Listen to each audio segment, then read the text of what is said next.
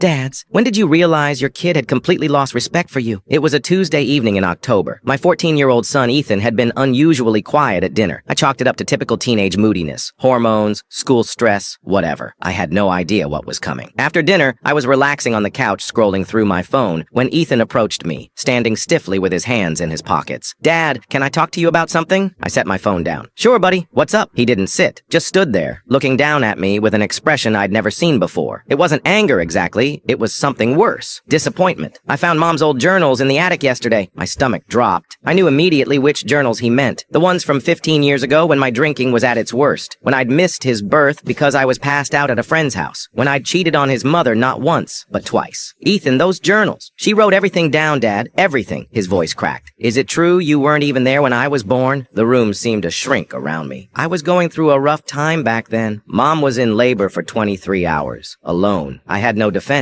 It was all true. I'd gotten sober when Ethan was 2. Rebuilt my marriage. Became the father I should have been from the start. But I'd never told him about those early years. We'd agreed he didn't need to know. I was a different person then, I said weakly. You lied to me my whole life. All those stories about how you cried when you first held me. About how you never left Mom's side. His eyes were glassy. You weren't even there. Son, please sit down. Let me explain. Explain what? How you cheated on Mom when she was 8 months pregnant with me? Each word felt like a physical blow. I'd worked so hard to become someone my son could look up to. 15 years of sobriety, of being present, of being reliable. All of it seemed to be crumbling before my eyes. I'm not that person anymore, I said. I made terrible mistakes, but I've spent every day since trying to make up for them. How convenient for you. The coldness in his voice was unbearable. You get to pretend none of it happened. I don't pretend. You know what the worst part is, he interrupted. Last week in health class, we had to write essays about our heroes. I wrote about you. The pain in my chest was crushing. I wrote about how you're the most honest person I know. How you taught me that integrity means doing the right thing even when it's hard. His voice was steady now, eerily controlled. My teacher said it was the best essay in the class. I reached for him, but he stepped back. Don't, he said. Just don't. He turned and walked upstairs. I heard his bedroom door close with a quiet click. Not even a satisfying slam I could react to. Just a quiet, definitive separation. That night, I sat outside his bedroom for hours, trying to find the words to rebuild what had been broken, but nothing came. Around midnight, I slipped a note under his door. Just 3 words. I'm so sorry. In the morning, I found the note on the kitchen counter, flipped over. On the back, he'd written, so am I. It's been 3 weeks now. Ethan speaks to me only when necessary, with a politeness that hurts more than anger would. His respect for me, something I'd spent 14 years building, vanished in a single afternoon.